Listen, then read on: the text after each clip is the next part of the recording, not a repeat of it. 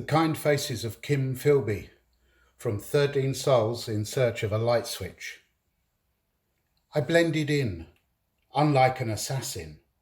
A more positive role, like keeping goal, stopped the enemy scoring while preparing to throw the match. Let a catch pass and expose the whole show.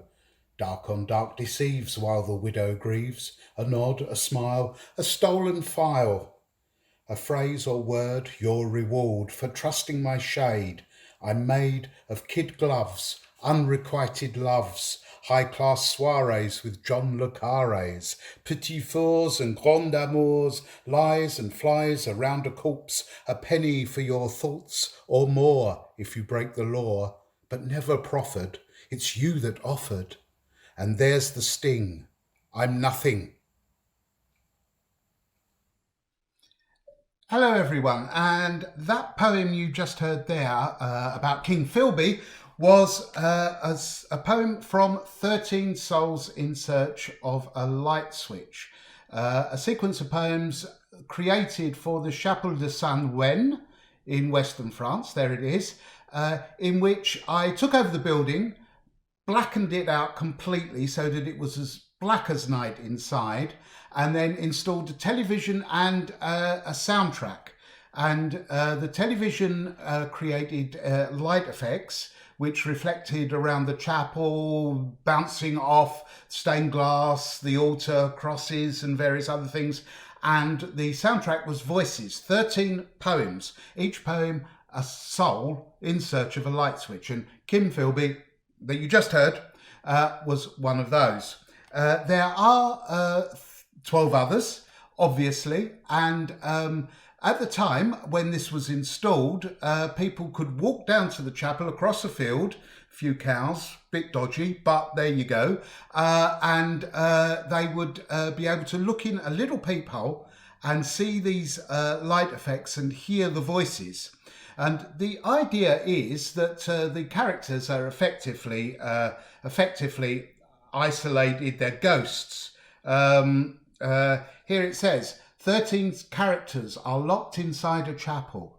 They have come from different times and different places. Each is in the dark and each is looking for a way out. Their endeavours connect them with a universe much bigger than the mundane world. The chapel is truly a place where the timeless intersects with the temporal. And the characters are John Dalton, the physicist, Madam Spock, the wife of Dr. Spock from Star Trek, Carl Sagan, who was the astrophysicist, and the Venerable Bede's Sparrow is also in there, Samuel de Champlain, Alice from Alice in Wonderland, Kim Philby, Coco Chanel, Henri Landru, and a parcel, Paul Gauguin, Marie Curie, and the Miller of Pont d'Arche. So we're going to meet some of those characters over the coming days and weeks. I'll read their poems, but I'm going to read one more today, and I'm just wondering which one I'll do. I think I might try Carl Sagan. This is, remember the American Carl Sagan wrote Intelligent Life in the Universe. Apparently there is some. But this is Carl Sagan's lecture. You know the goofy numbers. If the face of this clock was the span of the universe, then as the hands approach midnight, men first seize the light, and history runs for the blink of an eye. Or if the cosmos was the Great Plains of America, our sun would be less than a grain of wheat, less than a quernstone's grinding of that grain. Yet, against the odds, I'm as big and timeless as I can dream.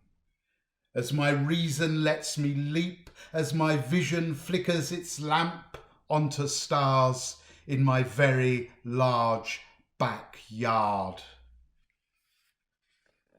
Not bad for an accident of atoms, I once said to my students, as a freak power outage swiped darkness into the lecture theatre and a fresher's cell phone rang its Mozart ringtone on the edge. High up, way away, and we heard a small voice whisper, "Hi, Mom."